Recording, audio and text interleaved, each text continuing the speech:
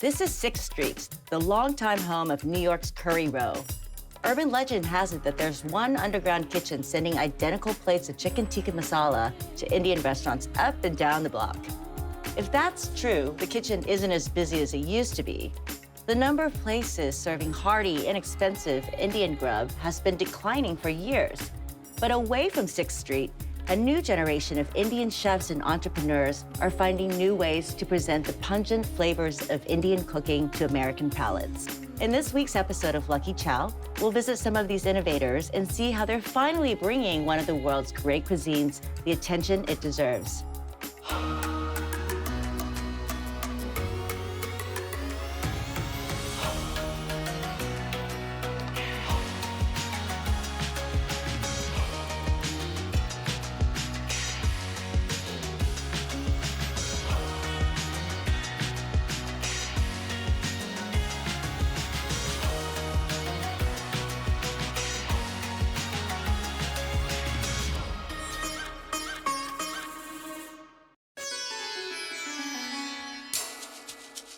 In the rapidly gentrifying Nomad district of Manhattan, I've come to Inde, a new fast casual restaurant whose slogan is "Good Karma Served Daily." It was founded by Basu Ratnam, who left the world of finance to follow his vision of a lighter, healthier Indian cuisine served in a sleek, modern space. Well, Basu, this doesn't look like any Indian restaurant I've ever been to. What was your inspiration behind opening this? You know, I grew up in a home, I think much like a lot of sort of Asian American families, where food was at the sort of center of our sort of family's beat. And so I grew up around the dinner table, and my mom, you know, she cooked from a certain region that she came from in Calcutta, India. My father was from a different region altogether in the South. And so she really fused a lot of Indian flavors together. It was a mix of Indian spices with really some fresh seasonal vegetables, and that's what I grew up eating. And I felt like that was sort of missing. We tried to preserve a lot of the sort of cultural richness of Indian food and Indian flavors. We start with whole spices, we toast them, we grind them in-house. We make all of our, milk and yogurts from scratch. We use very sort of specific Indian spices that you wouldn't see, like asafoetida, black salt, caraway seeds, things that aren't necessarily in Americans' vocabulary, and so we don't necessarily put it forth on our menu because we just want people to try it with no bias. And luckily, people have been coming back for more. Who comes to Inde? You know, we were really nervous about how Indians were going to embrace us because our food is an interpretation of the cuisine. But it's been sort of amazing and really heartwarming to see Indians, whether they're from the States or born and raised here and they're expats, or sort of born and raised in India and they're expats here, they've really embraced us because it's flavors that they're familiar with, but it's cooked in a way that's light and seasonal, that is familiar with them and how they grew up eating. Is this a lot of people's introduction to Indian food? It's certainly, I think, the first introduction to people eating Indian food for lunch. We knew that we had our sort of challenges cut out for us because most people think of Indian food and they think lunch buffet. Right. Or, Sunday night dinner where I'm vegging out and I don't have to eat again. Right. Or I don't have to see anyone later. The first choice you make is you can start with one of our 3 bases. The bases are rice, which is long grain basmati rice, and then we have something called not rice, which is shredded cauliflower, carrots, and it's roasted in the oven with turmeric and mustard seeds and a little bit of ginger. So it's a super healthy, sort of low-carb alternative.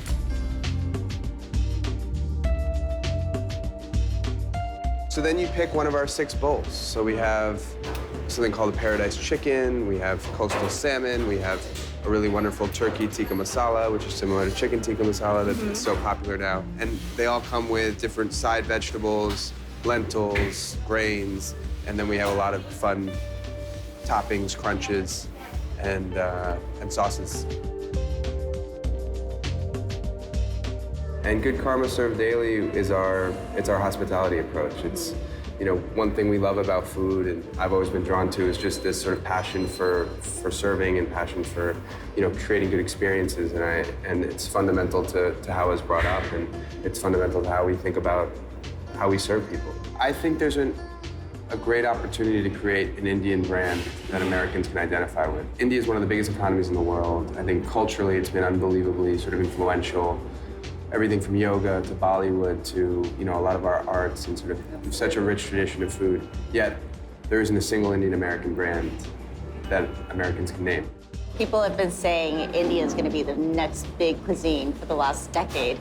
Why has it taken so long for it to finally arrive? Only until very recently, and I think we're proud to be a part of this group. Has there been people taking the best parts of Indian cuisine and part of it, the parts that are most traditional and also probably the most appealing, and really trying to fit them into the way that New Yorkers and Americans want to eat today.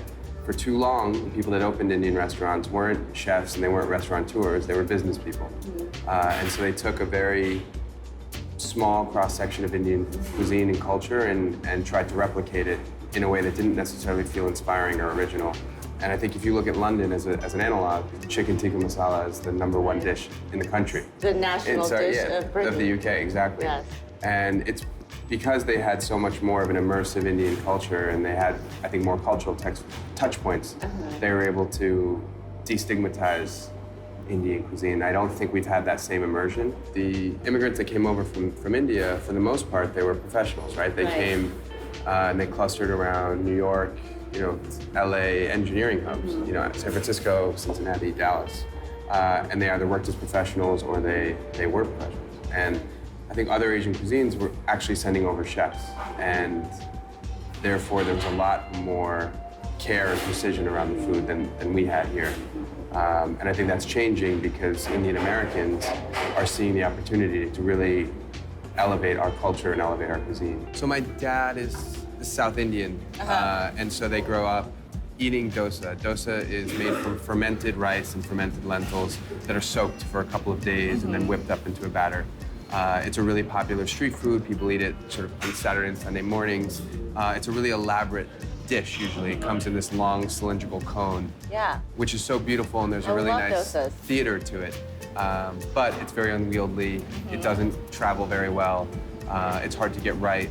And so we thought of another really popular sort of American breakfast food that had some nice analogy to it, which was a waffle. So we took the same batter, which we make in-house, and we tried it in a waffle press, and it actually worked out really well. That's so clever.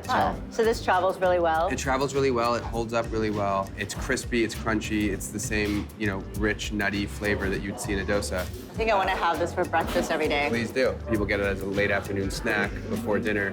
And we try to top it off with interesting dishes for events. We'll sometimes put caviar on it. We've put smoked salmon belly from Russ and Daughters. We put, we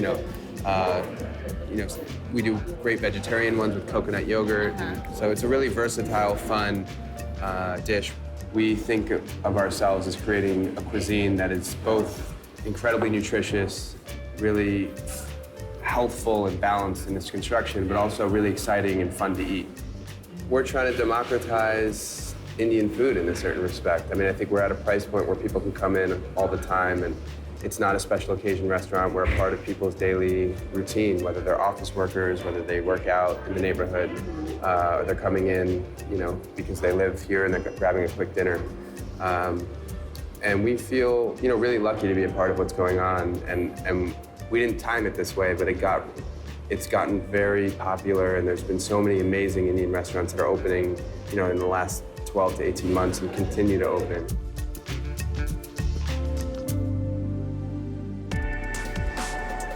Located in Greenwich Village near the campus of New York University, Soho Tiffin Junction is the brainchild of J.C. Cherimar, whose CV lists Lehman Brothers and Citibank.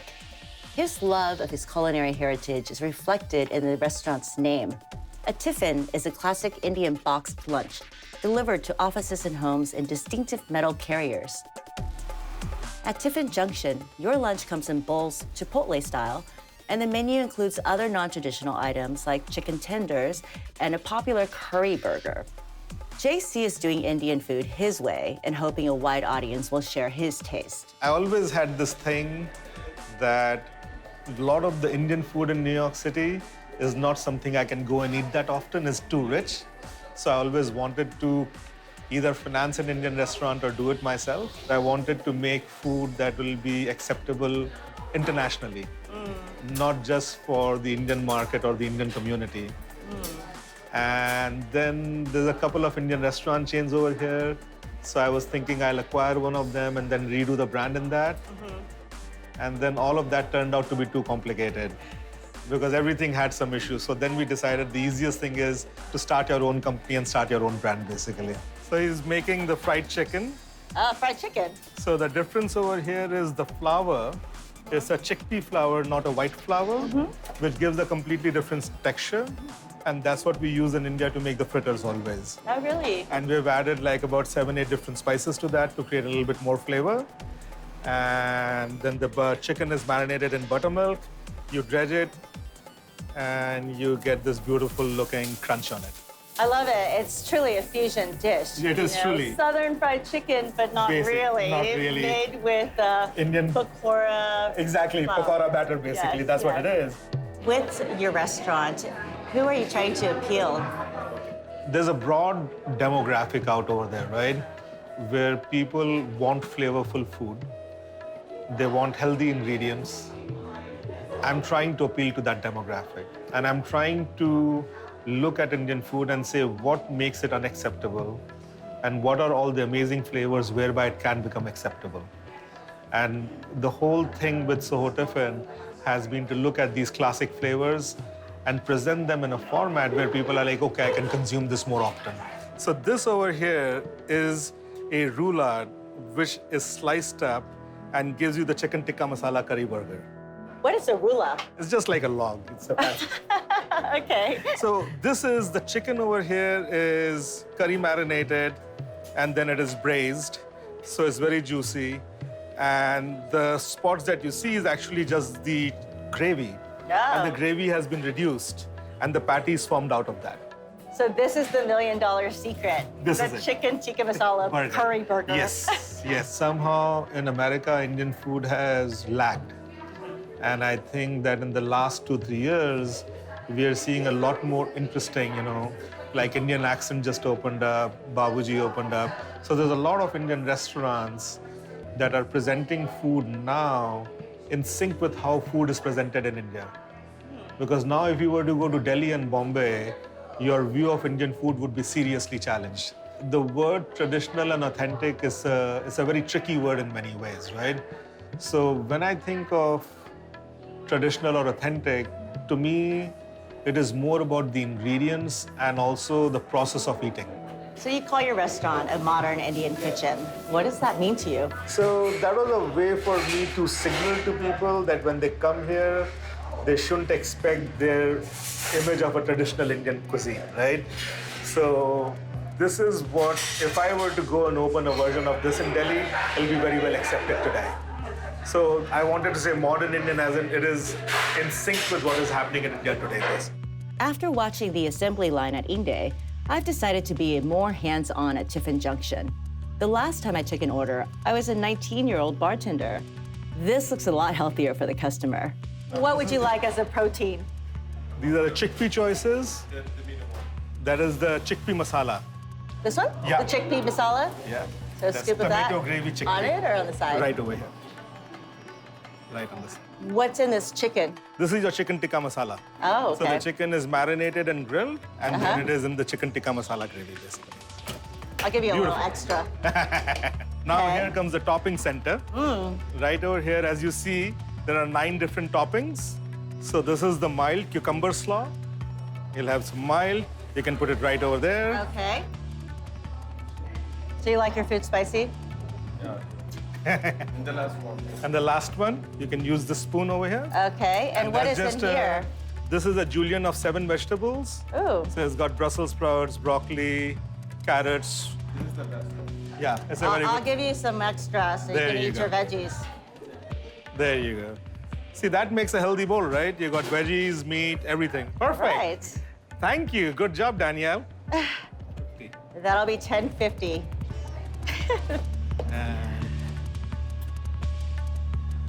All done. Would you like a bag, sir? Yeah. Yeah. You can leave your tip there. No, just kidding. I'm teasing you. Enjoy. So this is the famous curry Those are the burger. famous curry burgers now. So you mentioned that you have a different types of curry burgers. Is And there's this one of each the kind. chicken tikka masala burger? Yeah. Right. That is the paneer burger over there. You can see the paneer chunks right there. This is so unexpected, and I Yes. love the addition of the pickle. That's right. I guess chutneys and pickles are such Exactly. an essential part of Indian cuisine. So it makes a lot of sense, to have right? it. Yeah. Yes. Exactly. Exactly. So how do you make the pickles? The pickles, the onion pickles we make in-house. And the cucumber pickle, we get the raw pickle, then we re-spice it in-house, basically. So our core ethos is not to create food which is a spice challenge for people. Our core ethos is that let's create the flavors so we can truly enjoy all the dimensions. In San Francisco, I'm meeting a third entrepreneur who's making her mark in the culinary industry. In her case, after working in Silicon Valley. Like Basu and JR, Pawan Kathari was driven by the desire to bring the cuisine of her Indian heritage to a wide American audience. But she's focusing on one item, the spicy black tea known as chai. And her business is literally street level. After starting out delivering homemade chai by bicycle, she now has 2 chai carts on bustling Market Street near San Francisco's financial district. As we talked, office workers, shoppers, and tourists queued up for a taste of the sweet beverage that's part of the social glue of India. So when I was growing up in India, chai was such a big part of my life. And then when I got here, I realized, oh my God, I can't get good chai anywhere here, unless I made it at home. How many cups of chai do you serve a day? So between our 2 carts, we sell about 400 cups a day. 400 cups. That's great. 400 cups a day won't threaten Starbucks. Not yet, anyway. But Pawan's chai is the product of a lifelong devotion. What does chai mean to you? So it's kind of funny. When I was in India, I grew up seeing my parents drink it every day. And so I never thought it was anything special. You know, it was something it was the first thing I learned to make in the kitchen. My mom taught me how to make chai. It was just kind of part of life. And then when I got here, I realized, oh my God, I can't get good chai anywhere here, unless I made it at home. The way we make it, we use traditional techniques to make the chai. So we use loose black tea. We use freshly ground spices. We have different flavors. So masala, which is the most popular flavor, I create this blend of 6 different spices that we grind together. And so then we boil the water, we add the spices, we add the tea, and then we add the milk and boil everything together again. And that's how chai is made in India as well. If Pawan has it her way, the chai wala will be as familiar in America as the barista. And we always keep sugar on the side for those people who want to make it sweeter. They definitely can add more sugar to it. The thing is, like, people who don't want it as sweet, they can't take sugar out of it. So we try to just add enough sugar that brings out the flavor of the spices without overwhelming the spices. I know you have grand visions for the chai carts. Can you tell us about your expansion plans?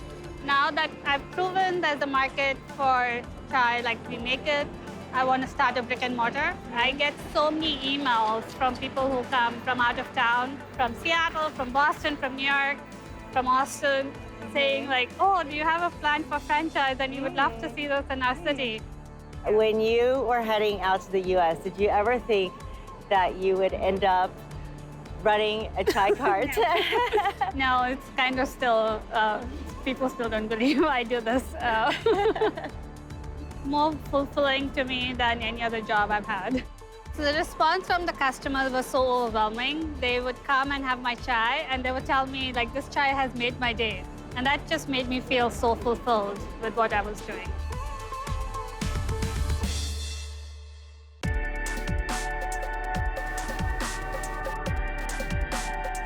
Back in the East Village, not far from Curry Row, I've come to a nouveau Indian restaurant that's been one of the hottest tables in New York since it opened.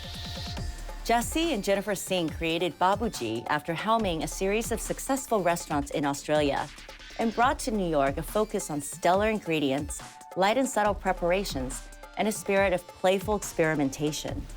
That playfulness is reflected on the walls, where there's a large photo of a real Babuji, the guy who keeps an eye on everything that goes on in the village, or in this case, everything that happens in the dining room. What do you want people to know about Indian food that Americans don't already grasp? We want to offer food that's been created with thoughtfulness and creativity. I think Jesse, what Jesse does is he brings creativity to these dishes. A lot of his dishes are rooted in traditional recipes, but he's elevated them. And I think he stretches, for instance, he'll stretch the flavor profiles, the texture profiles. He uses some raw, fresh ingredients along with some curries that have been cooked for days. So he's got different textures. He pays a lot of attention to the presentation and the color. I think it looks beautiful. He brings a vibrancy to the food. Indian food is so layered and beautiful.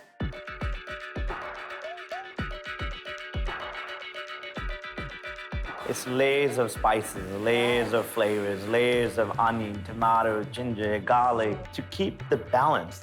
So spices can easily overpower each other. Ginger can overpower garlic.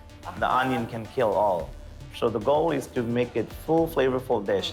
So a guest walks in, they were like, wow, I never eaten Indian food like this before. Even though this seems like a modern interpretation of a classic Indian restaurant, you're saying that it's traditional. It's a simple, traditional Indian food. So when Jesse takes me to India, I see all of these things that he's grown up seeing and he doesn't really even notice. And I say, wow, what's that all about? Or look at the beautiful way that they paint the advertisements on the walls of the buildings. And for him, you would never really notice that.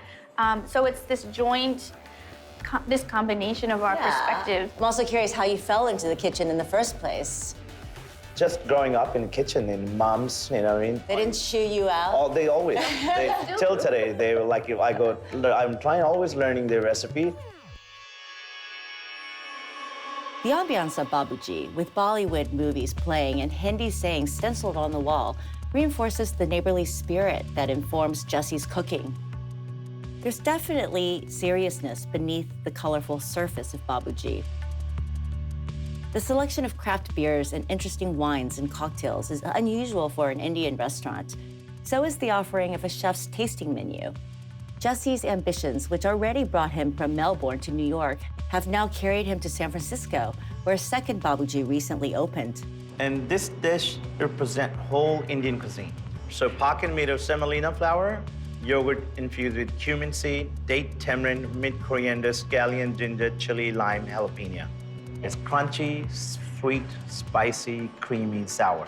The whole combination of flavors in that dish, and it explodes. That's what India is. If you ever been to New Delhi, zone you out, boom. Smell, color, millions of people, so much happening, noise.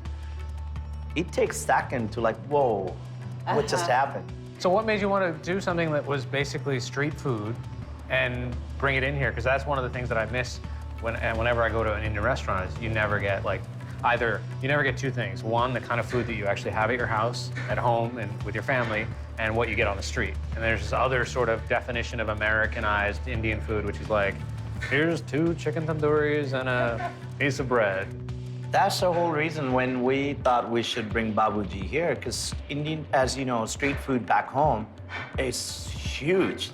I mean, people eat throughout the day. There's many meals come out of just the street food. Could be office worker, like batata bada. They might be just put in a bun, like a little pav bao, and you're just eating like a little burger. Or you just grab as it is with a cup of chai in a breakfast. Used in so many different settings. And this is the food we eat home, like golgappa, batata bada. Then this dish is a yogurt kebab, another dish from northern India. Very Persian, Ottoman Indian dish. It's the Muslim ruler of Lucknow, all the Nawab, so the ruler is called Nawab. So this is their cuisine. So they brought technique to hung yogurt. They brought saffron, they brought beetroot to India. So this dish I dedicated to that street food. And it's the street food that's really vibrant. For us, we wanted to offer a lot of it because, a lot of people think of Indian food and they think of curry, and it's this, slow cooked, layered, very earthy, complex kind of meal. Yeah, I mean, are there certain flavor profiles that extend throughout all of Indian cuisine? For me, it's impossible to put a menu and say this represents India. unless I will touch north, east, south, west, central, Indian, Chinese, Portuguese, French. It's Indian food has been influenced by so many people for thousands of years. The people, the language, the food, the traditions change so frequently. Roughly every 100 kilometers, it changes. Everything changes. So it's just so diverse, which makes it really exciting. I mean, this is just a little bit of tip of the iceberg. There is a cuisine in India called Indian Chinese, Indo-Chinese. Right. The noodles there's a dumpling there, there's Manchurian chicken, vegetarian version, meat version. Our main thing is we're bringing true Indian hospitality. We want you to come and eat like Babuji. Right. Splurge and leave your worries behind and let Babuji look after you.